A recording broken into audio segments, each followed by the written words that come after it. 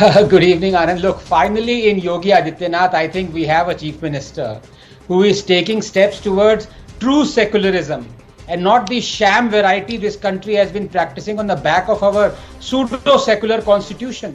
To paraphrase George Orwell, in a time of universal minority appeasement, merely following a court order becomes a revolutionary act.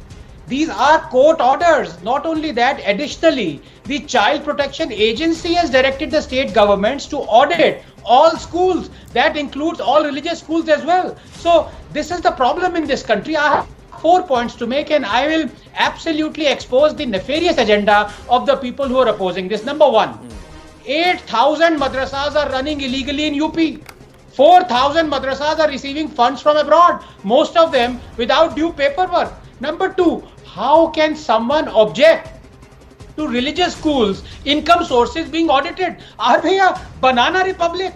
And if the amount as claimed is in excess of 10,000 crores, half of it from secret sources, this is not just an educational and auditing issue, Anand. This is a national security issue. Number three, the state has no business running religious schools. Secularism means by definition total separation of religion and state. Total.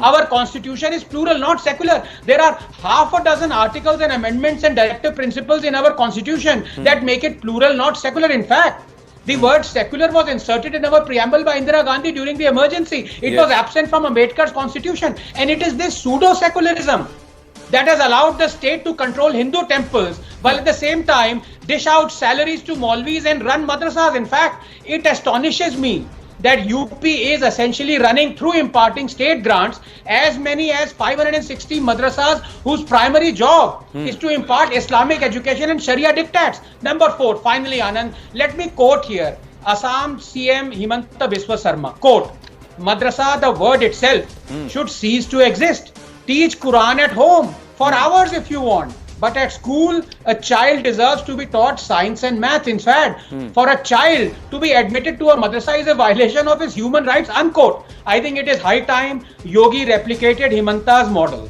which is 614 madrasas in Assam will now be converted into regular schools. So the pupils will have a choice to either continue there and receive non-religious education like other children or leave. But we must join private madrasas, to which no one should have any objection. Anand, as practicing and imparting religious teachings is a constitutional right. Just 30 seconds if I may. This is a step towards promoting inclusivity among the minority community and should be welcomed by all. After all, if the children are being taught verses like do not marry your women to polytheist men unless they believe in Islam 2:21, or there is no deity except Allah 40:62, or those who deny the Quran, their necks will be shackled and they'll be dragged in boiling water 40:70. If the children are being taught all this, I hope you can see the irony that here are states accused of being a Hindu Rashtra by Muslims, teaching Muslims that Hindus are the worst of creatures and do not marry Hindus unless they convert. Finally, good luck with promoting inclusivity. I want to end with a quote here. Quote, Madrasas are the hotbed of terrorism, unquote. You know who said this? No, not a Hindu, not a Hindutvawadi, but a Muslim, Parvez Musharraf.